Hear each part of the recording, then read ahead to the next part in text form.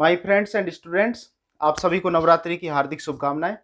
आज हम पढ़ेंगे मेंडल का तीसरा नियम, जिसका नाम है लॉ ऑफ इंडिपेंडेंट असोर्समेंट, यानी कि इसको हिंदी में कहते हैं स्वतंत्र अपयूहन का नियम।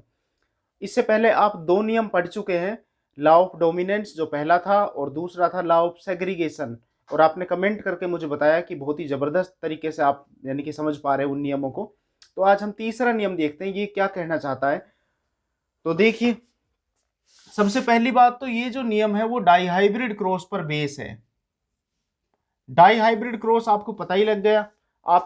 आपने जो अभी पीछे जो दो नियम पढ़े थे वो दोनों मोनोहाइब्रिड क्रॉस पर बेस थे।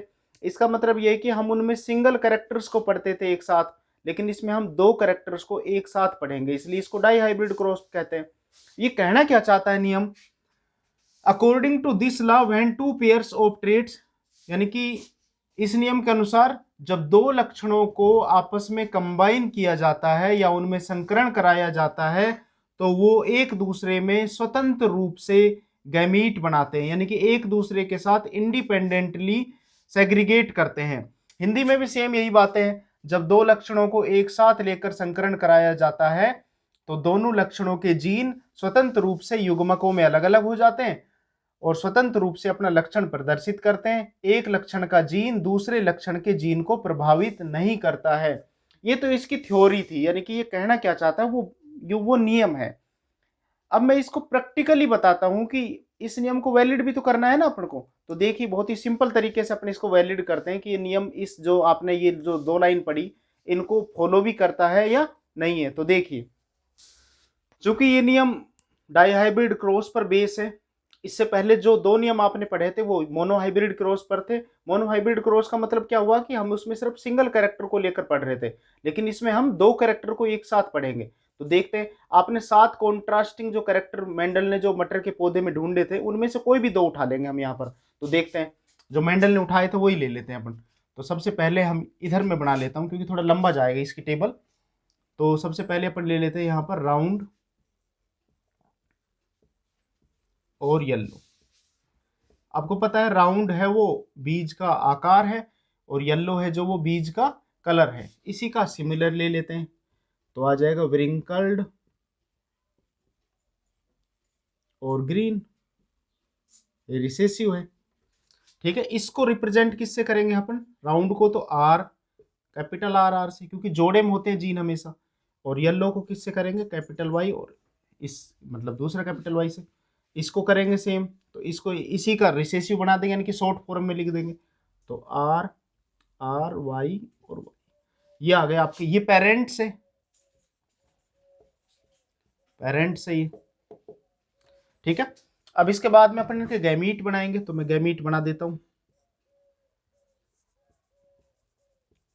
तो गैमीट में भाई आपको पता है कि एक एक आर को उठा लेंगे, एक आर को उठा लेंगे और एक वाई को उठा लेंगे। तो एक आर और एक कैपिटल वाई। इधर से भी सेम यही करेंगे, गैमीट बनाएंगे जब एक आर उठा लेंगे छोटा और एक छोटी वाई उठा लेंगे। अब इनको करा देंगे अपन मैच, यानी कि क्रॉस करा देंगे। तो क्रॉस कराएंगे तो आपको पता है कि जो कैपिटल चीज़ है उसको पहले लिखेंगे और जो स्मॉल है उनको बाद में लिखेंगे। तो सबसे पहले आर में ले लेते हैं दोनों को। तो कैपिटल आर, फिर उधर से स्मॉल आर उठा लो और यहाँ से कैपिटल वाई उठाओगे तो उधर से स्मॉल वाई उठाओगे। ये आ गई आपकी F1 जनरेशन, यानी कि पहली पीढ़ी प्राप्त होगी आपको। अब पहली पीढ़ी में आया क्या है, तो आप देखिए, आपने मेंडल का पहला नियम पढ़ा था लॉ ऑफ डोमिनेंस। आपको पता है कि उसमें हम सिर्फ जो कैपिटल लेटर्स वाले जो अक्षर होते हैं उन्हीं को पढ़ते हैं, यानी कि डोमिनेंट को लेते हैं सिर्फ। तो यहाँ पर भी हम सेम वही करेंगे। तो यहाँ पर जो आर है सिर्फ कैपिटल वाले को ही पढ़ेंगे, आर और कैपिटल आर को और कैपिटल वाई को। तो कैपिटल आर का मतलब क्या है आपको पता ही है, राउंड। तो इसका मतलब ये बीज कैसे हुए, राउंड हुए। और कैपिटल वाई का मतलब क्या है, येलो, तो येलो। तो F1 जनरेशन में कैसे बीज प्राप्त हुए, राउंड और येलो हुए। लेकिन आपको पता है हाइब्रिड शब्द और लगा दिया करो, क्योंकि ये हाइब्रिड है, मिले जुले हैं, लेकिन कुछ कैरेक्टर शो नहीं हो पाए। जो रिसेसिव थे, छोटे वाले थे, जो छोटा आर था या छोटी वाई थे, उनके कैरेक्टर दब गए, रिसेसिव है वो। ठीक है, इसलिए हाइब्रिड शब्द यूज किया करो। ये प्योर होते हैं, जो इधर ऊपर लेते हैं अपन पेरेंट्स मानते हैं जिनको, ये प्योर होते हैं। अब निकालते हैं अपन F2 जनरेशन। तो भाई F2 जनरेशन में क्या काम करोगे, इसको खुद से ही सेल्फ पोलिनेशन करा दोगे, यानी कि जो ये F1 में जो बीज आए ना इनको खुद ही से करा दो, तो खुद क्या आ जाएंगे, खुद ही बना लो ये आर आर कैपिटल वाई और स्मॉल वाई, यानी कि जैसे यहाँ लिखा था इसमें आपने लिख दिया। और इसको क्या बोलते हैं, सेल्फिंग। अब सेल्फिंग कराओगे तो देखो गैमीट अपन कैसे बनाएंगे F2 जनरेशन निकालने के लिए। टेबल थोड़ी बड़ी बनेगी तो यहाँ बनेगी नहीं, मैं साइड में बना रहा हूँ उस तरफ, तो आप देखिए ध्यान दीजिए, इधर बना लेते हैं अपन। बहुत ही सिंपल चीज है, बिल्कुल कोई आपको दिक्कत लेने की जरूरत ही नहीं है।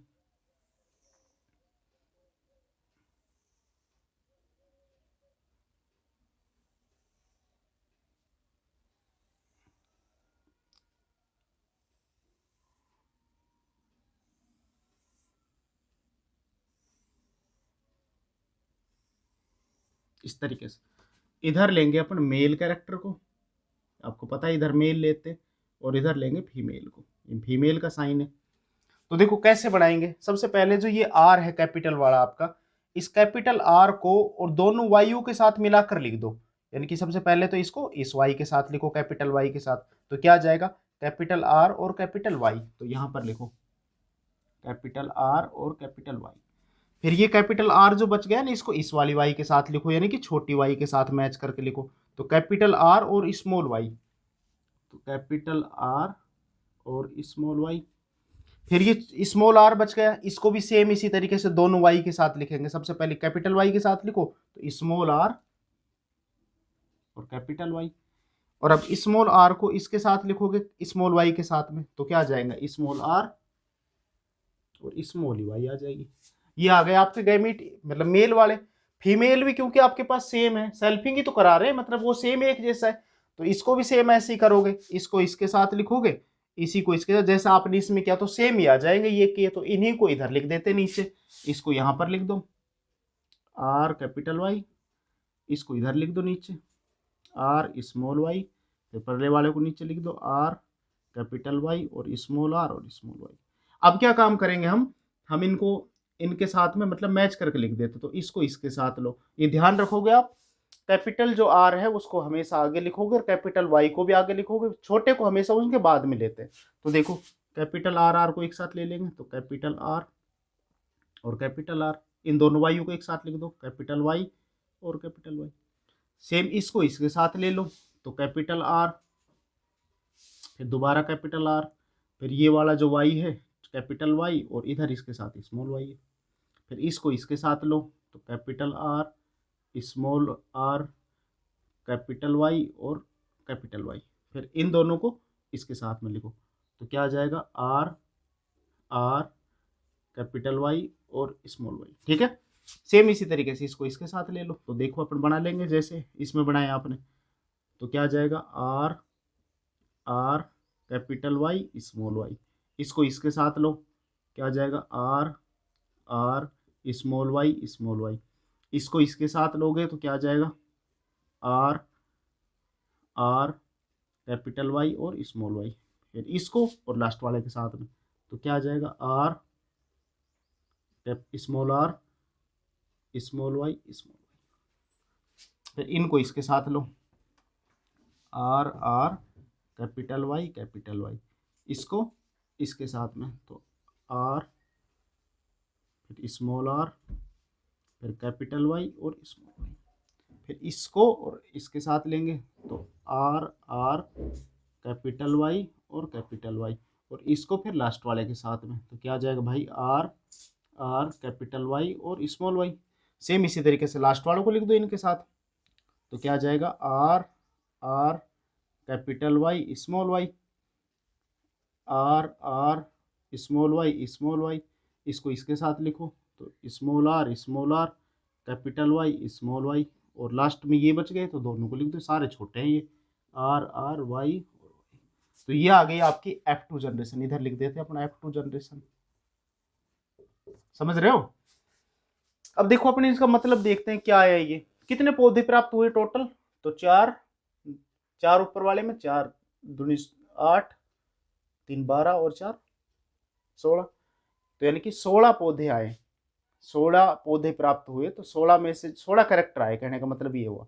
ठीक है, तो अब देखते हैं इसका मतलब क्या हुआ, तो देखो आप इसमें देखोगे भाई आर आर में से अपन कैपिटल को पढ़ते हैं, तो ये क्या आ जाएगा, ये आ जाएगा राउंड और येलो। लिख देते हैं अपन, मतलब जीनोटाइप फिनोटाइप निकालने के लिए। राउंड येलो है ये क्या है, ये भी राउंड येलो है, क्योंकि स्मॉल को नहीं पढ़ रहे हैं ना अपन। यहाँ पर क्या है, ये आर को कैपिटल लेंगे तो राउंड, और ये भी कैपिटल वाई है तो येलो।